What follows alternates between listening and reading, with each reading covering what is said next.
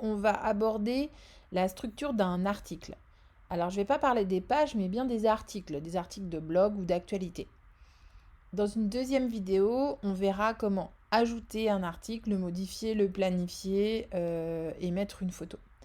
Donc, un article, pour le coup, commence dans le menu article, tout simplement.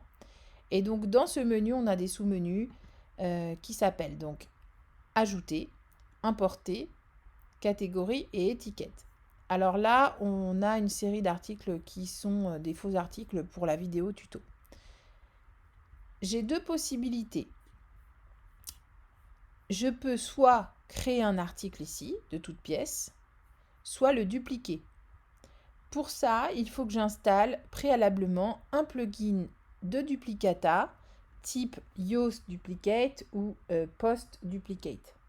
Ça va me permettre de ne pas refaire à zéro toute ma mise en page, mais bien de pouvoir retravailler d'après un modèle.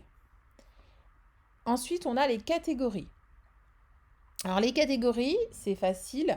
La différence entre une catégorie et une étiquette, c'est qu'une étiquette va servir dans le moteur de recherche.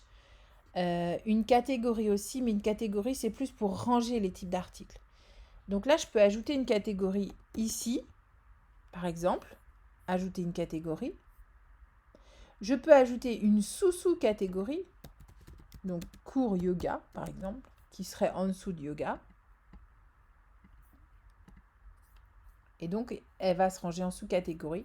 Je pourrais aussi ajouter une catégorie directement dans un de mes articles. On a les étiquettes. Donc, ça va permettre, les étiquettes, de retrouver facilement un article dans le moteur de recherche plein texte de votre site internet. Donc, par exemple, on peut rajouter le mot yoga. Mais si vous parlez d'une session de printemps dans votre article, vous pouvez ajouter printemps. Vous pourrez également ajouter les étiquettes directement dans un article. Donc maintenant, on va aborder un article en particulier. Donc par exemple, ce titre test, qui est un brouillon. Donc on a deux façons d'éditer un article. On a sans l'éditeur de texte, qui sera soit Elementor ou WP Bakery. Donc vous allez directement écrire et publier, soit avec votre éditeur de texte. Dans ces cas-là, je clique sur éditeur de texte et là, j'ai la même chose mais dans une interface différente. Donc vous choisissez celle dans laquelle vous vous sentez le plus à l'aise. Alors, de quoi est composé un article? D'un titre. Le titre est essentiel pour votre référencement naturel.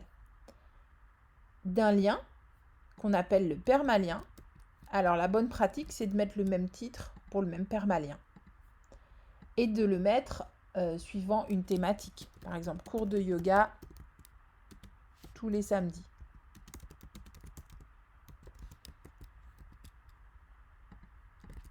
On colle et il va directement faire le permalien. Ensuite, on a ce qu'on appelle les catégories. Donc, c'est les fameuses catégories qu'on a vues. Donc, je peux en ajouter une directement ici, en catégorie parente ou en sous-catégorie. Et ici, les étiquettes. Donc là, je vais enlever les étiquettes de la démo et je vais pouvoir rajouter yoga, par exemple. Il me le propose et je vais pouvoir ajouter cours de yoga. Donc là, il ne me le propose pas puisque je ne l'avais pas, mais j'avais déjà le mot printemps. Et donc là, il me le propose et je l'ajoute.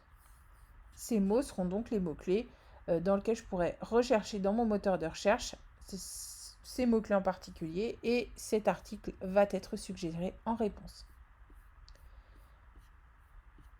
Ensuite, on a ce qu'on appelle l'image à la une, c'est l'image de mon article. Et enfin, je vais pouvoir décider si mon article s'affiche avec une barre latérale qui se trouve en général dans les widgets, c'est-à-dire dans apparence et widgets, ou alors s'il est en pleine page. En l'occurrence ici, on est sur une barre latérale. Donc, j'ai une barre latérale qui s'affiche, qui correspond au widget blog. Donc, si vous voulez effectuer des changements dans la barre latérale, il vous suffit d'aller dans widget blog. Par exemple, vous mettez recherche. Vous mettez à jour. Et voici que c'est traduit. Vous pouvez mettre vos petites laïus, etc. Voilà, c'est comme ça que fonctionne la structure d'une page. Ici, vous aurez d'autres informations qui sont différentes suivant le thème que vous avez téléchargé. Il y a des informations qui sont communes. Si vous ne les trouvez pas, par exemple l'auteur, ici vous voyez que je ne vois pas l'auteur de l'article. C'est moi évidemment, mais je pourrais décider que j'écris pour quelqu'un d'autre. Alors vous avez un petit onglet qui s'appelle Options de l'écran et vous allez pouvoir ajouter ce que vous allez voir dans votre page, puisque tout n'est pas coché.